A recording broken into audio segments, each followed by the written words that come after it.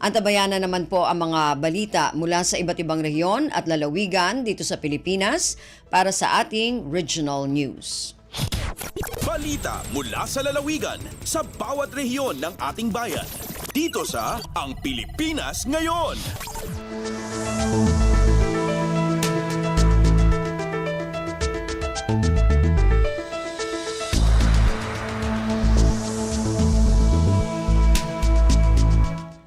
Dumako na tayo sa ating regional news. Unahin natin ang mga balita mula sa rehiyon ng Luzon. Mula sa Dagupan, LGU Lingayen naghanda ng iba't ibang aktibidad para sa selebrasyon ng Nutrition Month ngayong buwan ng Hulyo. Ang detalye ng balitang ito mula kay Ruel de Guzman. Nantarya sa lokal yung gobyerno na bali na Lingayen na nandurumaran aktibidad para panangisilibra na Nutrition Month natanya bulan no Hulyo.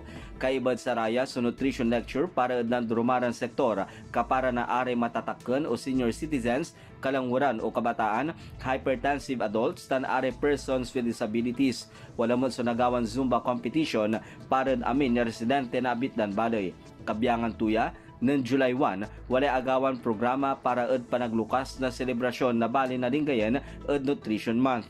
Sayan aktibidad in palapag ng Municipal Nutrition Action Officer Maria Clara Sison yanupag yan natutukan sa problema na kairapan niya sangag na nandurumaran problema ni Pakarad Abiglaman kapara na malnutrisyon. Inkarutumad sa pikakasakay na amin ang piyanay danday sampot sa problema at malnutrisyon at buon bansan Pilipinas. Manlalapod Radyo Pilipinas Dagupan, Shaq si Robal de Guzman para Radyo Pilipinas World Service. Balita mula sa lalawigan sa bawat rehiyon ng ating bayan. Dito sa Ang Pilipinas Ngayon. Maraming salamat, Ruel. Yan ang ulat mula sa Dagupan. Samantala, dumako naman tayo sa Bontoc. Bagong Urgent Care and Ambulatory Service Center sa Mountain Province, pinasinayaan ng mga opisyal ng Department of Health. Ang detalye ng balitang ito mula kay Donna Kawis Balyo. Nainagunaranti bagong urgent care and ambulatory service wenno bukas center idikalman dito'y Mountain Province. Iti kapihan sa bagong Pilipinas in padamag ni DOH CAR OIC Assistant Regional Director Dr. Janice Bugtong nga ti bukas center ti probinsya ket masarakan iti Anastasia Sagel Municipal Hospital poblasyon natonin iti panangidaulo da DOH Undersecretary Maria Rosario Vergere ken DOH CAR Regional Director Ferdinand Benbenen. Adanti 20 ket may sa functional bukas centers dito'y Pagirian, 2 ket masarakan dito'y Cordillera, ken ti may saket ada sa jay Ambangeg Bokod Benguet. Dinakamat ni Bugtong nga ti panggap ti DOH ket mangipatakder iti 20 ket 8 a bukas center iti Pagirian ita nga tawen ingana 2028 tapno maserbisyuan ti 28 million anakurapay a Filipinos. Narpus na Bontoc, Donna Kawis Balyo para sa Radyo Pilipinas World Service. Balita mula sa lalawigan sa bawat rehiyon ng ating bayan. Dito sa Ang Pilipinas Ngayon.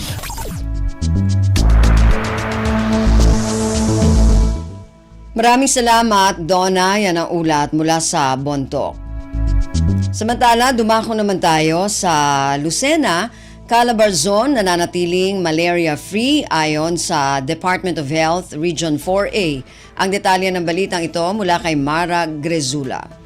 Nananatiling malaria-free region ang Calabarzon ayon sa DOH-4A sa isinagawang kapihan sa Bagong Pilipinas kahapon, July 2. Sa ulat ni Assistant Regional Director Dr. Leda Hernandez, simula 2022 ay wala nang naitalang kaso ng malaria sa rehiyon na isang mapanganib na sakit lalo na sa mga bata at naipapasa sa tao ng ilang uri ng lamok. Samantala, kabilang din sa mga pangunahing health program accomplishments ng DOH-4A mula June 2022 hanggang sa kasalukuyan, ang pangunguna ng Calabarzon pagdating sa dami ng mga batang nabakunahan sa Chikiting Ligtas Supplemental Immunization Activity. Ayon kay Dr. Hernandez, mahigit 1,032,000 na batang 5 years old bababa ang nabakunahan kontra measles rubella. Mahigit 213,000 na bata naman ang nabigyan ng oral polio vaccine o OPV sa buong rehiyon. Mula sa RP Lucena, ito si Mara Gresula para sa Radyo Pilipinas World Service.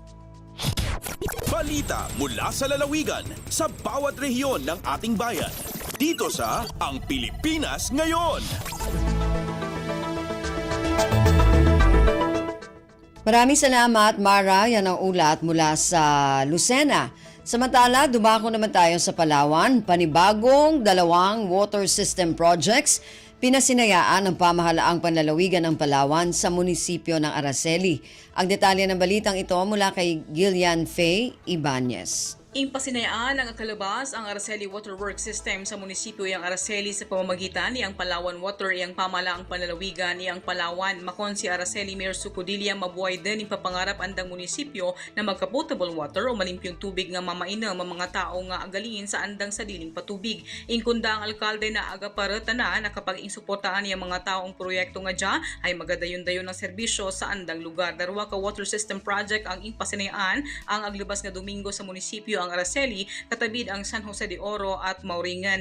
Nga may silid ng 6 na water system project ang munisipyo kung sa din ang sa kabilog ay reverse osmosis desalination plant ang ingamit, 5 rin ang gagamit ang deep well. Nga ang kantidad 70 milyong piso ang kwarta ang mga water system project nga dya sa lokal. Alindigi sa Puerto Princesa, Palawan, Gillian Ibanez, Radyo Pilipinas. Balita mula sa lalawigan sa bawat rehiyon ng ating bayan. Dito sa Ang Pilipinas Ngayon.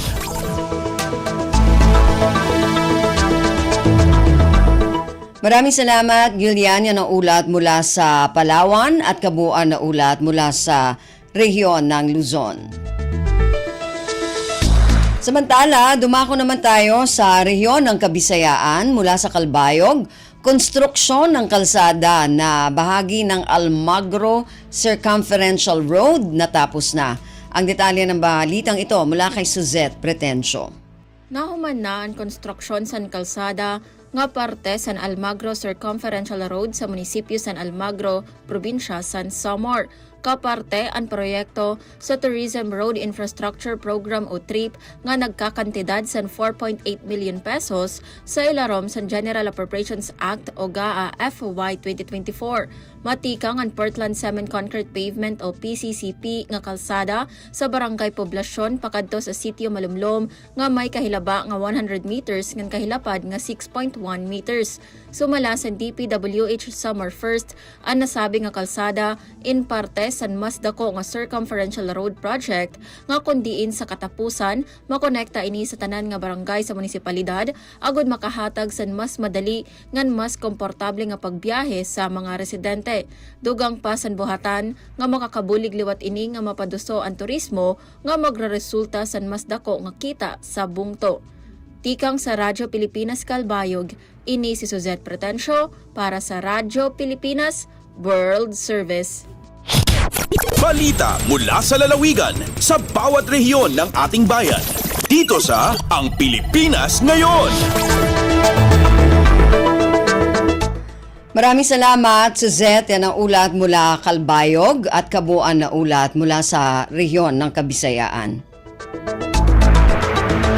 Dumako naman tayo sa rehiyon ng Mindanao mula sa Tandag. Mga fire volunteers sa lungsod ng Tandag sumailalim sa fire fighting training. Ang detalye ng balitang ito mula kay Raymond Aplaya. Ubay-ubay nga mga fire volunteers gikan sa 21 ka mga barangay ning syudad sa Tandag ang malampuson nga mapalawom sa firefighting training. Gipasugdan ang mga pagbansay sa City Disaster Risk Reduction and Management Office o CDRRMO kaabag ang Bureau of Fire Protection o BFP Tandag City Fire Station. Nahimong pinasindong ka bisita niini mao si Sangguniang Panlungsod o SP member John Paul Pimentel nga mo'y nagrepresentar ni City Mayor Roxanne Pimentel. Sa iyang mensahe, gibutyag ni SP member Pimentel ang importanteng papel sa mga fire volunteers diha sa mga barangay ugaling adunay motumaw nga sunog. Nasa Iran nga maong kalihukan nagsilbing preparasyon sa nagsingabot nga firefighting training sa upat ka mga cluster barangays ning syudad og sa City Fire Olympics ning bulan sa Hulyo nga giselebrar ang National Disaster Resilience Month. Subay nini gipaygayon ang maong training dito sa Multipurpose Hall and Park Shed City Hall Compound Barangay Awasyan ning syudad sa Tandag. Gikan sa Radyo Pilipinas Tandag, kini si Raymond Aplaya alang sa Radyo Pilipinas World Service. Balita mula sa lalawigan sa bawat rehiyon ng ating bayan. Dito sa Ang Pilipinas Ngayon. Maraming salamat, Raymond. Yan ang ulat mula Tandag. Samantala, dumako naman tayo sa Hulo. Ministry of Public Works 1st District Engineering Office nakatanggap ng mahigit 10 bagong construction equipment mula sa BARMM o BARM. Ang detalye ng balitang ito mula kay Fatma Gino. Piyaon sinakaano yaon yung pagatukbal si mga bago construction equipment iban sin kay ng mga panyap sina Minister of Public Works 1st District Engineering Office at ang MPW 1st DEO ding Regional Office ay ni Cotabato City. Lamod bang duunon kan Engineer Adjan Adjijul, District Engineer, sin MPW 1st DEO, hamag kaya para kanila ina 2 backhoe, 2 dump truck malago, upat sibi-sibi, 2 road roller, grader, mixer iban sin kay pa. Piya pa kay nila inibang duunon habihaon yung mga panyapini, habang hinang sin farm to market road at awa karandanan, biya na sin ha barangay Kabuntakas, ami manugpati halumbaan, kauniyan iban sin hakan agi, sampay pataglibi patikul, iban na kaiban ang pama project, di habi na ibayan. Aon palong niya ganap panyapi para kanila, biya na sin speedboat, hasupay mapasapat, iban mapabiskay in pagliliw nila pa mga island municipalities, habat na hikapapanaw maus, ima project halkasambuhan, ti halupa sug. Deng RP Holo ini Fatma Adligino para sa Radyo Pilipinas World Service. Balita mula sa lalawigan sa bawat rehiyon ng ating bayan. Dito sa Ang Pilipinas Ngayon.